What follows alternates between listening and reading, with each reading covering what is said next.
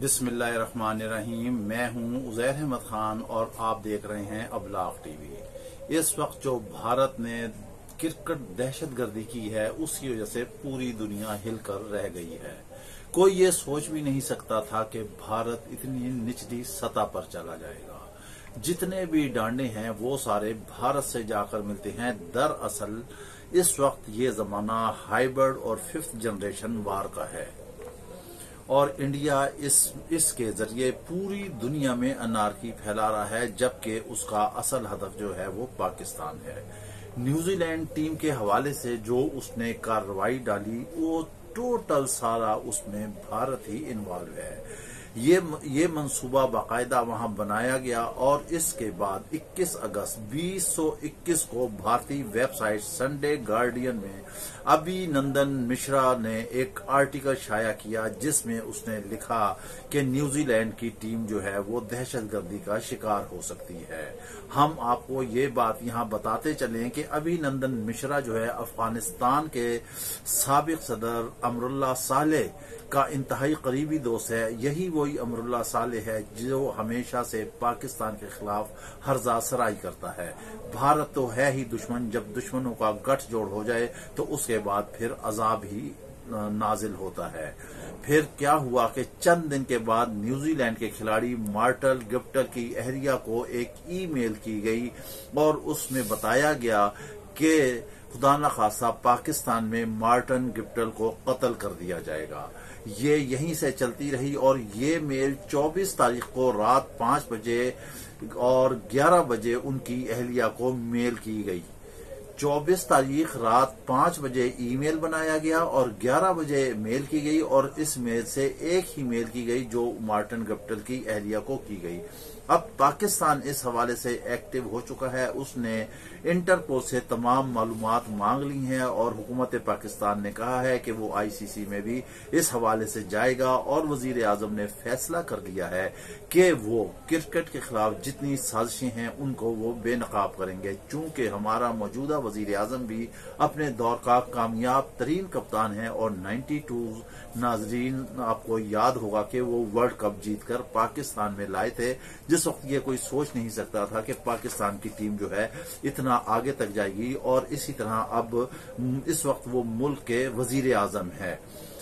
भारत जो है हाइब्रिड वार और 5th जनरेशन के जरिए दुनिया की आंखों में धूल झोंक रहा है। इसका मुकाबला करने की जरूरत है और पाकिस्तान अब मैदान अमल में आ चुका है। हर तरफ से भारत का झूठ ही झूठ है। भारत ने, हम आपको अभी आगे चलकर बताएंगे कि मोदी के जो हैं किस किस तरह से मंशियात फरोशों से गठजोड़ हैं और उसने किस किस तरह से गुजरात में और क्या किया, उसने अनारकी फैलाई, कत्ले आम किया।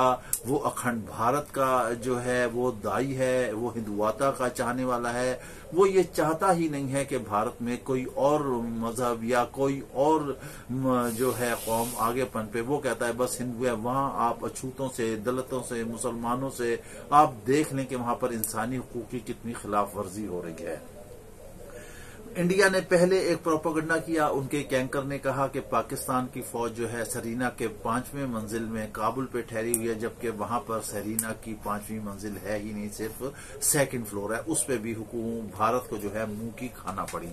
अब हम आपको बताते हैं कि मोदी का एक दोस्त जो कि ड्रग माफिया का सरबराह है, उससे 210 अरब की हेरोइन पकड़ी गई।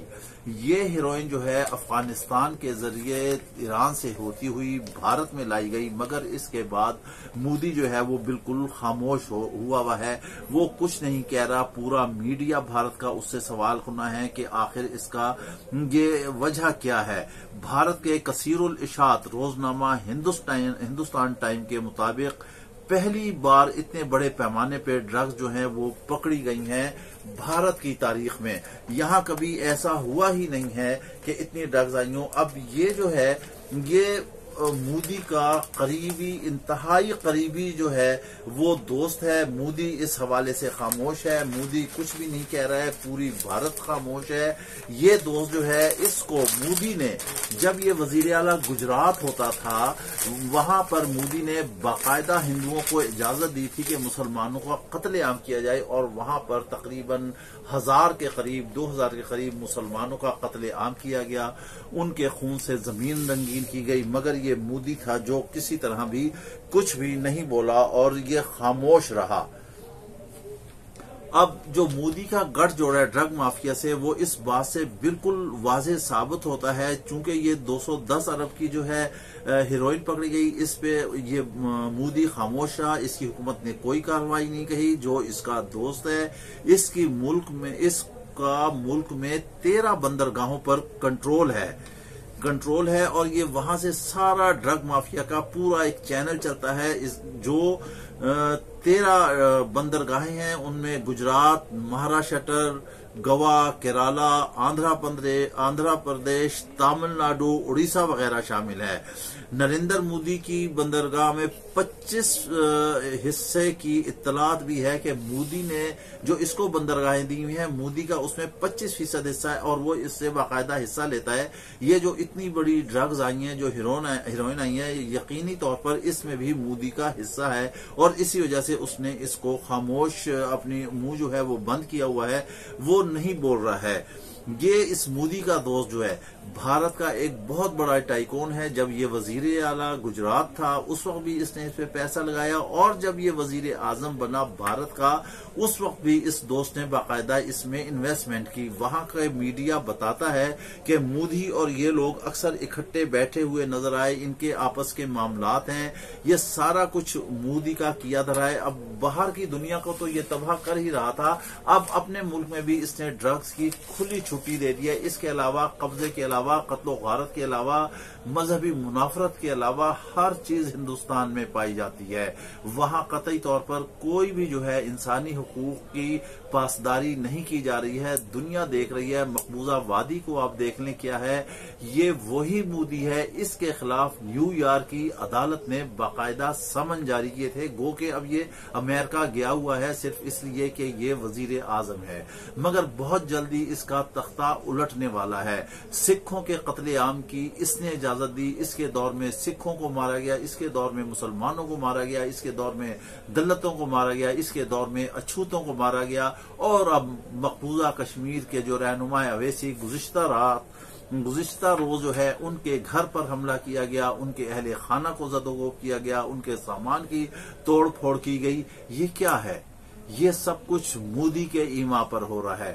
وہ چاہتا ہے وہ ہندوتا کا پیروکار ہے. وہ چاہتا ہے کہ اکھنڈ بھارت بن جائے اور بھارت میں اس کے علاوہ کوئی نہ ہو. لیکن یہ خواب اس کا کبھی بھی نہیں پورا ہوگا. مودی جو ہے دراصل برائی کی جڑ ہے. اگر ہم یہ کہیں کہ یہ برائی کی ماں ہے باپ ہے تو بھی یہ غلط نہ ہوگا. تمام سازشیں، تمام برائیاں، تمام انارکی ہر چیز جو ہے مودی سے شروع ہوتی ہے اور مودی پر ختم ہوتی ہے.